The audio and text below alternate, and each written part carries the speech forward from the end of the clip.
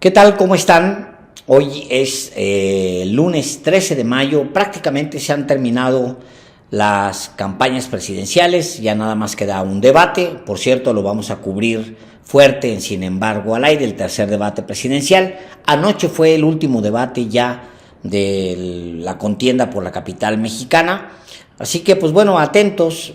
Hoy escribo nuevamente apuntes de campaña. Y ahora pongo y post campaña y pues se lo comparto. Dice lo siguiente. 1. La venganza.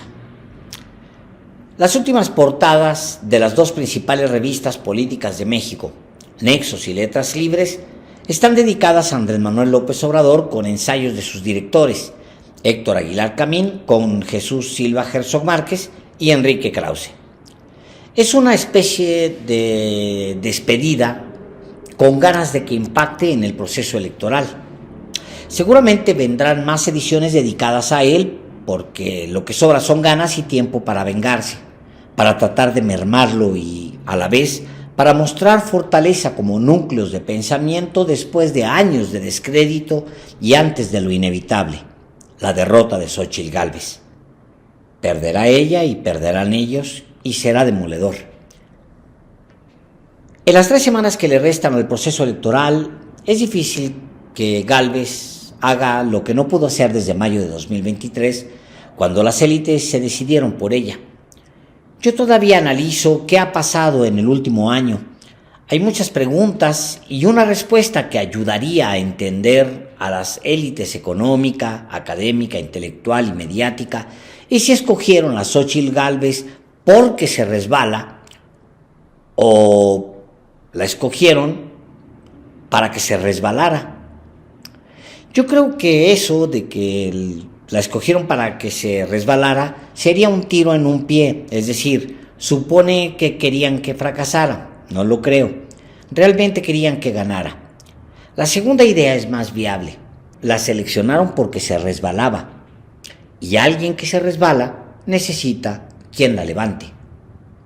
A las élites de los últimos 40, 50 años les ha gustado los presidentes que se resbalan para tener la oportunidad de ponerlos de pie mientras les revisan los bolsillos a ver qué se encuentran. Solo que esta vez, como en 2018, su candidata no llegará o llegará a algún lado, el que sea, pero con los bolsillos vacíos. Ernesto Zedillo tira el castillo de naipes que había construido su antecesor Carlos Salinas. Le ayudaron a levantarse. Vicente Fox fue básicamente un ignorante de lengua larga y bueno para nada. Allí estaban las élites para ayudarlo. Luego vino el más de derechas desde Gustavo Díaz Ordaz, Felipe Calderón. Lo impusieron y después caminaron con él. Luego vino Enrique Peña, un títere que a veces mostraba voluntad propia, el payaso de las cachetadas, alguien de antemano derrotado porque olía a suciedad. Pues lo ayudaron hasta donde se pudo. Y después se les atravesó López Obrador. El primero que las élites no podrían manipular en muchas décadas. El primero en salirse de su control. Y a la gente arrogante no le gusta ese tipo de pelados. Los empresarios de la élite podrán ser ignorantes, pero también conservan arrogancia. Y a los intelectuales y académicos igual, les podrán llamar corruptos y acomodaticios, pero siempre conservarán esa arrogancia malentendida y peor aplicada. ¿Cómo fue que el macuspano López se les coló en la presidencia? ¿Cómo alguien a quien le dicen el peje, pueblerino, pudo ganarles la partida? Si por eso le dicen el peje, para faltarle al respeto, para minimizarlo, si son mejores que él, tienen más recursos que él y han visto más mundo que él, ¿cómo que se les hizo presidente? El peje es una manera de apartarlo de la senda de gloria por la que ellos caminan, es vulgarizarlo, aplastarlo. El peje le dicen al señor que les lava el carro. El peje es nombre de humillado, pero resulta que ni les lava el carro, ni pudieron humillarlo, sobajarlo, descarrilarlo y mandarlo al cesto de los trapos sucios de la historia. Resulta que no le dan órdenes, ni lo levanta, ni tampoco lo necesita para salir de sus propios atolladeros, que son muchos. Esa autonomía es la más, discúlpenme el término, cagante para ellos.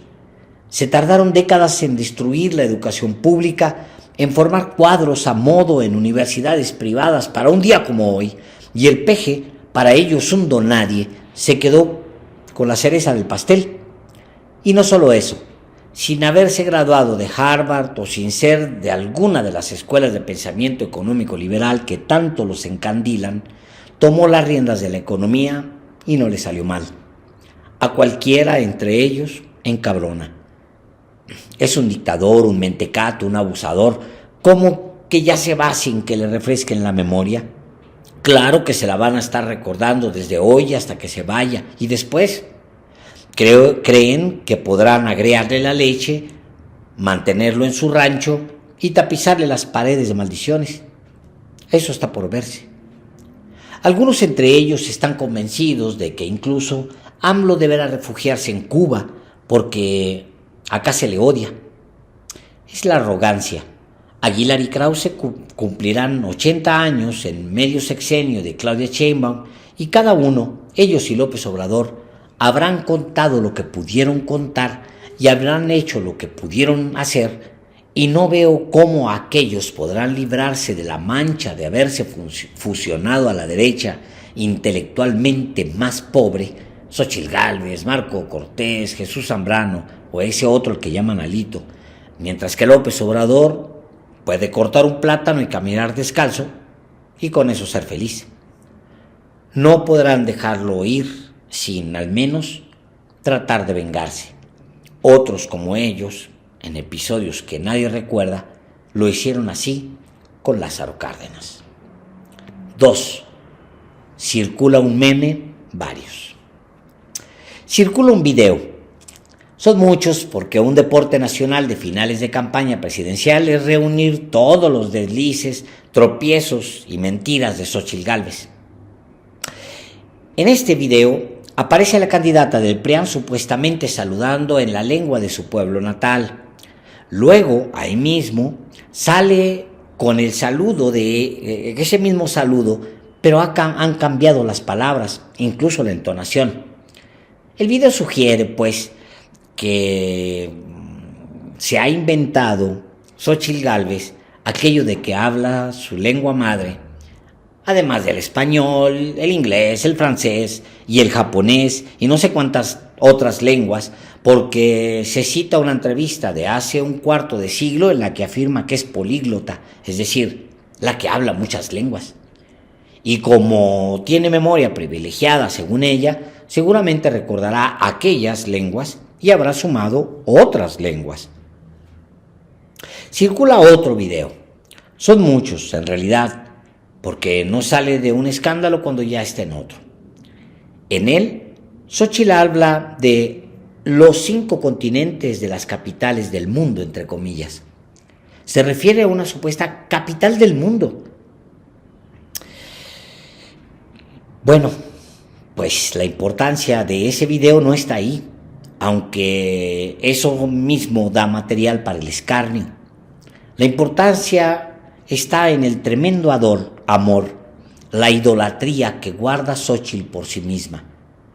Tenía una memoria privilegiada, dice la candidata, que no ha citado un solo libro o un solo autor en toda la campaña, la que no recuerda la cantidad de asuntos que ha dicho sobre ella, porque si los recordara, no los desmentiría horas, días, meses, años más adelante.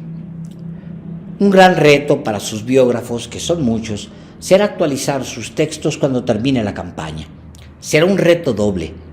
Por un lado, hacerlo, es decir, corregir y actualizar el texto con nuevos datos y contradicciones de alguien que no para de hablar sobre sí misma. Y, por otro lado, realmente hacerlo, es decir, dedicarse a corregir y actualizar un texto sobre alguien que, terminada la elección, se irá a la nada. Así es la política, así es el poder. Por el mismo torbellino suben unos y otros bajan. Para ella, dicen casi todas las encuestas más o menos respetables, toca lo de bajar. Y yo creo, como dije ya hace unos 10 meses, que la derrota estaba muy cantada. Alguien que ha sido elevado al cielo con tantos artilugios caerá de manera ruidosa cuando esto acabe. Las mismas élites intelectual, mediática, académica y empresarial se encargarán de quitarle los artilugios y los andamios que le pusieron para elevarla, porque no son de ella. Los necesitan para más adelante. Y una caída desde tan arriba, y ella siempre se ayuda a inflarse un poco más, no se le desea a nadie. Por Dios santo. 3. Narcopresidente. La oligarquía chihuahuense, cuya historia va más allá del siglo XIX, apoya candidatos de derecha desde hace décadas. Para ello cuenta con un fondo, dicen, generoso. Y claro que les ha funcionado. Vean hacia Chihuahua, tan de derechas. Chihuahua podrá ser un estado con la pobreza más insultante, pero es de derechas. En Chihuahua nació la revolución, pero es de derechas. En Chihuahua germinaron rebeldes radicales contra la miseria, antes incluso de 1968. Ejemplo, el asalto al cuartel de Madera. Y en Chihuahua se luchó contra generaciones de oligarcas abusivos. Pero Chihuahua vota de derechas. Los poderosos multimillonarios han hecho su trabajo para que sea así desde hace décadas, con el PAN y más allá del PAN.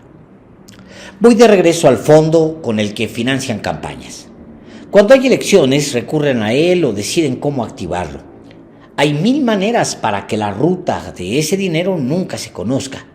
Una vía es el dinero en efectivo, pero hoy no es necesario. Hay tantos fideicomisos oscuros y paraísos fiscales regados que pocos cargan maletines o cajas de huevo con billetes.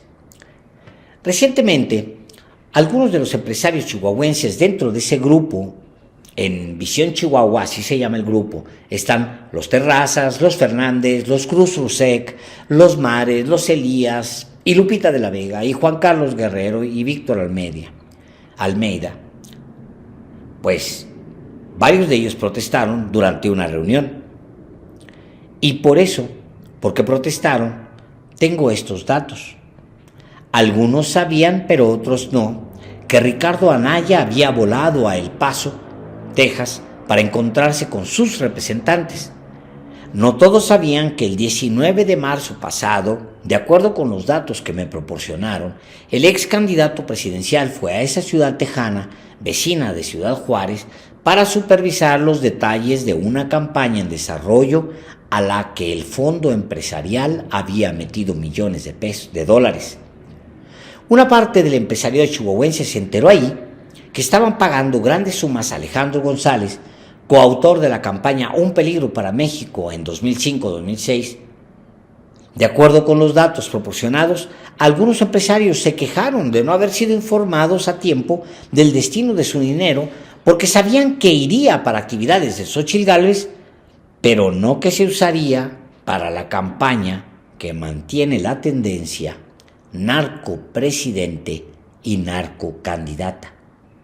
Sí, de acuerdo con la información, dinero de Chihuahua, en ese estado gobernado por la panista Maru Campos, ha salido para allá, para Estados Unidos, para ser utilizado para atacar a López Obrador y a Claudia Sheinbaum, según esta información. Insisto en que no todos los empresarios estaban enterados y en que no existe un documento para probarlo por ahora, aunque se sabe que hay fotos, quizás videos, del encuentro en El Paso. De momento no puedo confirmar la información, pero ese tipo de cosas suelen reventar con el tiempo, y cuando reviente, romperá ventanas, como aquella ocasión en que Tatiana Cloutier desnudó a las élites empresarial e intelectual detrás de Operación Berlín.